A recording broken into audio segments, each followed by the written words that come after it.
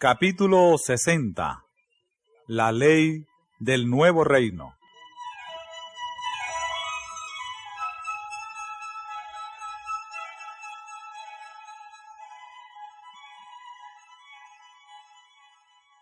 El tiempo de la Pascua se estaba acercando, y de nuevo Jesús se dirigió hacia Jerusalén. Su corazón tenía la paz de la perfecta unidad con la voluntad del Padre, y con paso ansioso avanzaba hacia el lugar del sacrificio. Pero un sentimiento de misterio, de duda y temor sobrecogía a los discípulos. El Salvador iba delante de ellos, y se espantaban, y le seguían con miedo.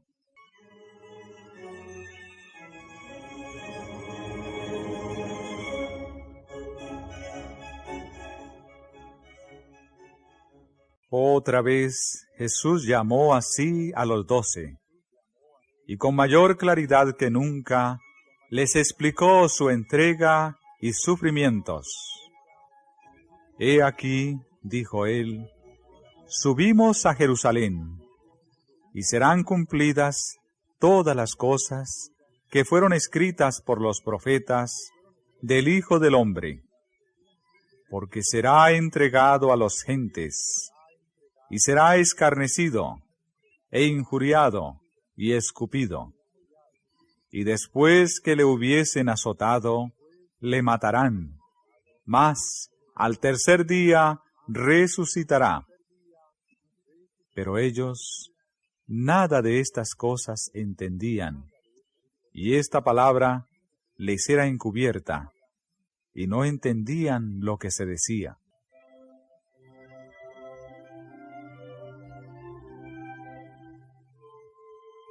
¿No habían proclamado poco antes por doquiera, el reino de los cielos se ha acercado? ¿No había prometido Cristo mismo que muchos se sentarían con Abraham, Isaac y Jacob en el reino de Dios? ¿No había prometido a cuantos lo habían dejado todo por su causa 100 veces tanto en esta vida y una parte en su reino? ¿Y no había hecho a los 12 la promesa especial de que ocuparían puestos de alto honor en su reino, a saber que se sentarían en tronos para juzgar a las 12 tribus de Israel? Acababa de decir que debían cumplirse todas las cosas escritas en los profetas concernientes a él. ¿Y no habían predicho los profetas la gloria del reino del Mesías? Frente a estos pensamientos, sus palabras tocante a su entrega, persecución y muerte parecían vagas y confusas. Ellos creían que a pesar de cualesquiera dificultades que pudieran sobrevenir, el reino se establecería pronto.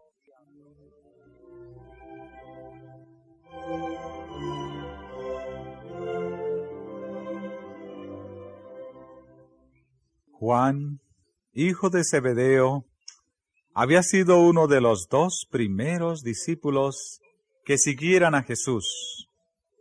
Él y su hermano Santiago habían estado entre el primer grupo que había dejado todo por servirle.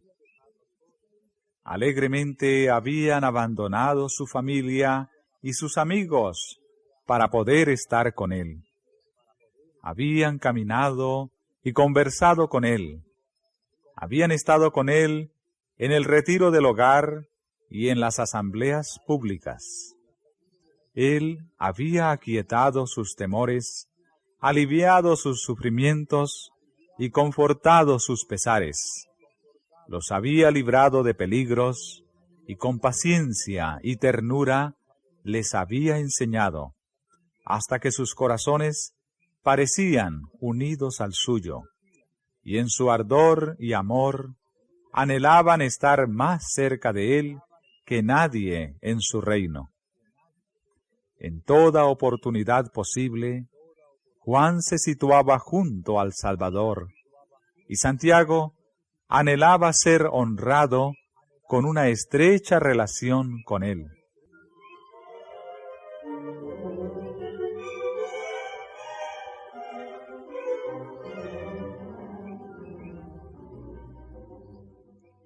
La madre de ellos era discípula de Cristo y le había servido generosamente con sus recursos. Con el amor y la ambición de una madre por sus hijos, codiciaba para ellos el lugar más honrado en el nuevo reino. Por esto, los animó a hacer una petición.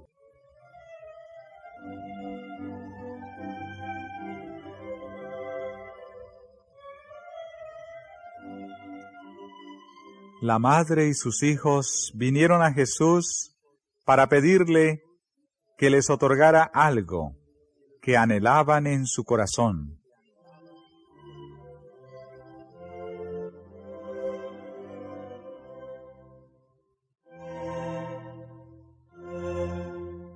¿Qué queréis que os haga?, preguntó él.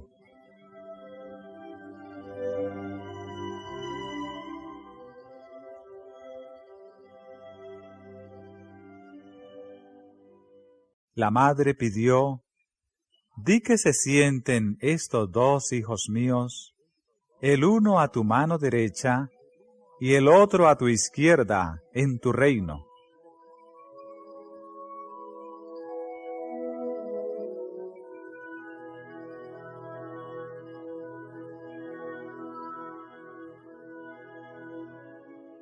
Jesús los trató con ternura y no censuró su egoísmo por buscar preferencias sobre sus hermanos.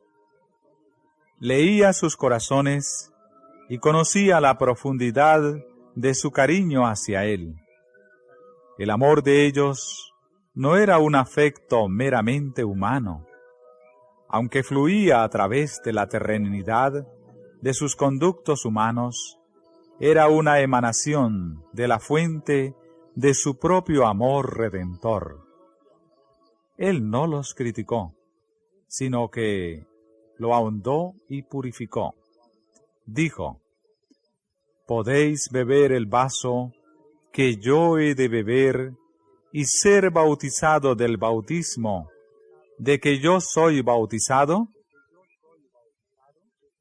Ellos recordaron sus misteriosas palabras, que señalaban la prueba y el sufrimiento, pero contestaron confiadamente: «Podemos».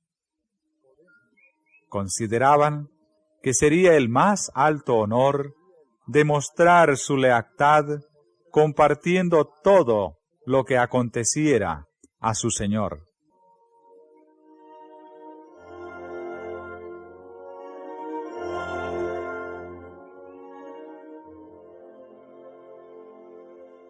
A la verdad mi vaso beberéis, y del bautismo de que yo soy bautizado, seréis bautizados, dijo él. Delante de él había una cruz en vez de un trono, y por compañeros suyos, a su derecha y a su izquierda, dos malhechores. Juan y Santiago tuvieron que participar de los sufrimientos con su maestro. Uno fue el primero de los hermanos que pereció a espada. El otro, el que por más tiempo hubo de soportar trabajos, vituperio y persecución.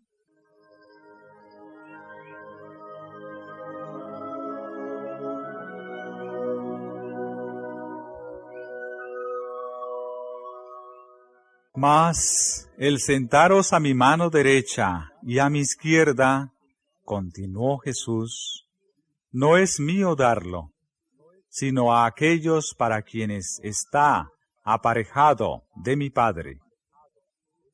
En el reino de los cielos no se alcanza la posición por favoritismo, no se la gana ni se la recibe como un regalo arbitrario. es el resultado del carácter. La corona y el trono son las prendas de una condición alcanzada. Son las arras de la victoria sobre sí mismo por medio de nuestro Señor Jesucristo.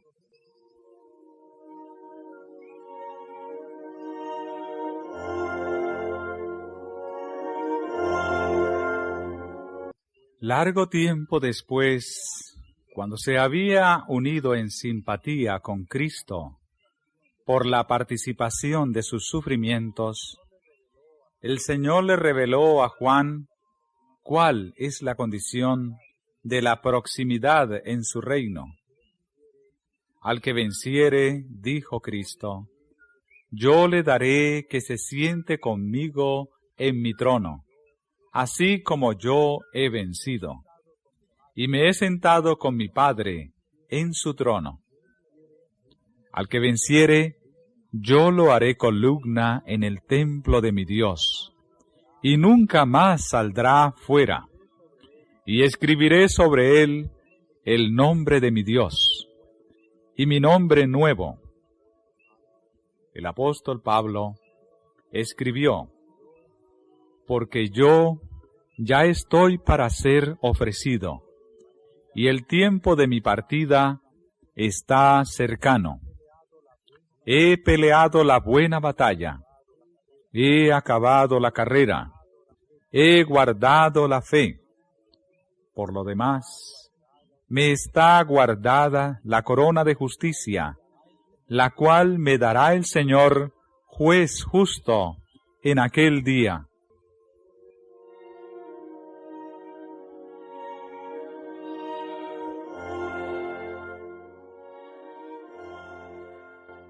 El que estará más cerca de Cristo será el que en la tierra haya bebido más hondamente del espíritu de su amor desinteresado, amor que no hace sin razón, no se ensancha, no busca lo suyo, no se irrita, no piensa el mal, amor que mueve al discípulo como movía al Señor, a dar todo, a vivir, trabajar y sacrificarse, aún hasta la muerte, para la salvación de la humanidad.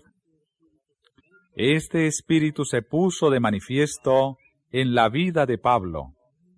Él dijo, porque para mí el vivir es Cristo, porque su vida revelaba a Cristo ante los hombres, y el morir es ganancia. Ganancia para Cristo. La muerte misma pondría de manifiesto el poder de su gracia y ganaría almas para Él. Será engrandecido Cristo en mi cuerpo, dijo Él, o por vida o por muerte.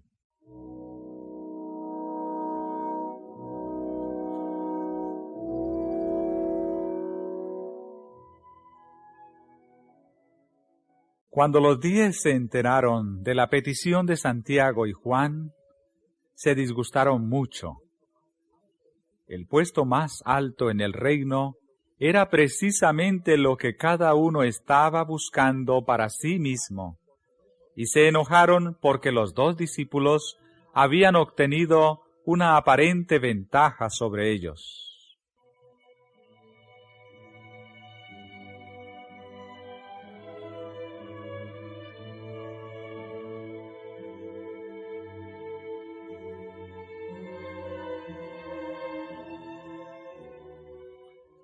Otra vez pareció renovarse la contienda en cuanto a cuál sería el mayor, cuando Jesús, llamándolos así, dijo a los indignados discípulos, ¿sabéis que los que se ven ser príncipes entre las gentes se enseñorean de ellas, y los que entre ellas son grandes tienen sobre ellas potestad?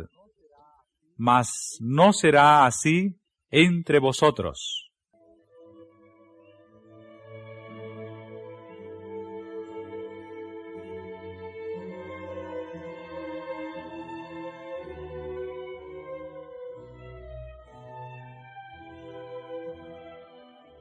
En los reinos del mundo, la posición significaba engrandecimiento propio.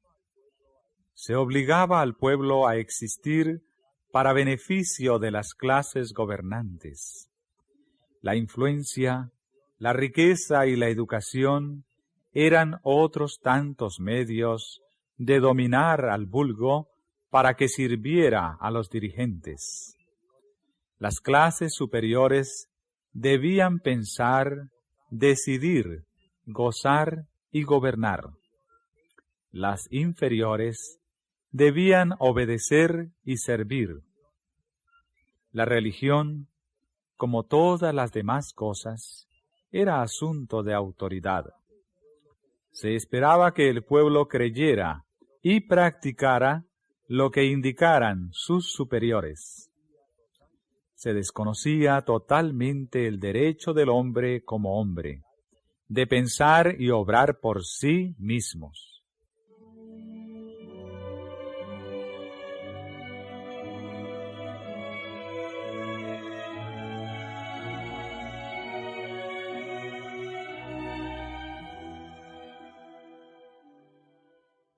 Cristo estaba estableciendo un reino sobre principios diferentes. Él llamaba a los hombres no a asumir autoridad, sino a servir, a sobrellevar los fuertes las flaquezas de los débiles. El poder, la posición, el talento y la educación colocaban a su poseedor bajo una obligación mayor de servir a sus semejantes. Aún al menor de los discípulos de Cristo se dice, porque todas las cosas son por vuestra causa.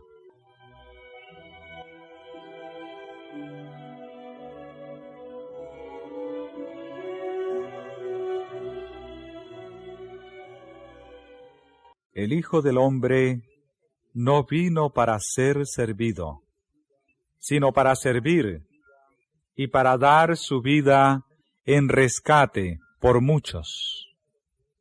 Entre los discípulos, Cristo era en todo sentido un guardián, un portador de cargas. Él compartía su pobreza, practicaba la abnegación personal en beneficio de ellos. Iba delante de ellos para allanar los lugares más difíciles, y pronto iba a consumar su obra en la tierra, entregando su vida. El principio por el cual Cristo se regía debe regir a los miembros de la Iglesia, la cual es su cuerpo. El plan y fundamento de la salvación es el amor. En el reino de Cristo, los mayores son los que siguen el ejemplo dado por Él y actúan como pastores de su rebaño.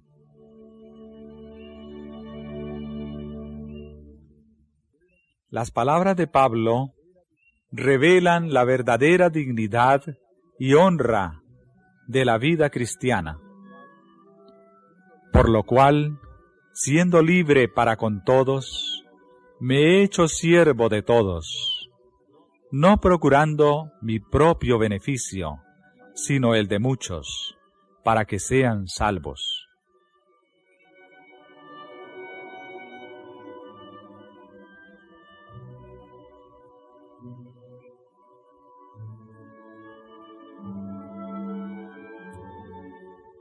En asuntos de conciencia, el alma debe ser dejada libre.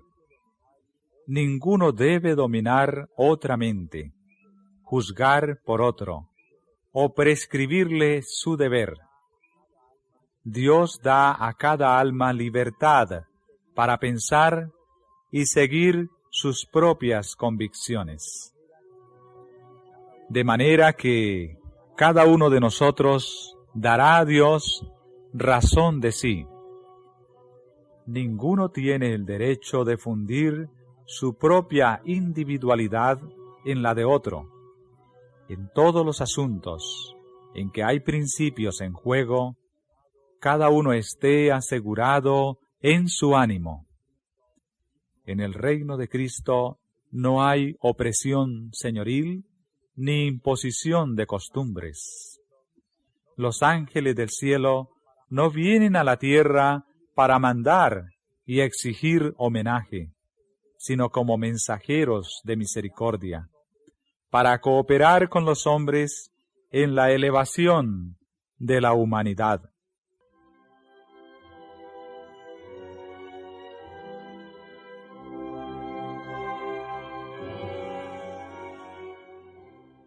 Los principios y las palabras mismas de la enseñanza del Salvador, en su divina hermosura, permanecieron en la memoria del discípulo amado. En sus últimos días, el pensamiento central del testimonio de Juan a las iglesias era: porque este es el mensaje que habéis oído desde el principio, que nos amemos unos a otros. En esto hemos conocido el amor, porque Él puso su vida por nosotros. También nosotros debemos poner nuestras vidas por los hermanos.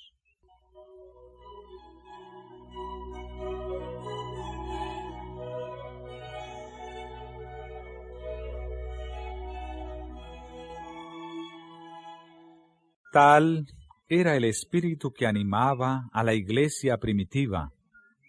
Después del derramamiento del Espíritu Santo, la multitud de los que habían creído era de un corazón y un alma, y ninguno decía ser suyo algo de lo que poseía, mas todas las cosas les eran comunes. Ningún necesitado había entre ellos, y los apóstoles daban testimonio de la resurrección del Señor Jesús con gran esfuerzo, y gran gracia era en todos ellos.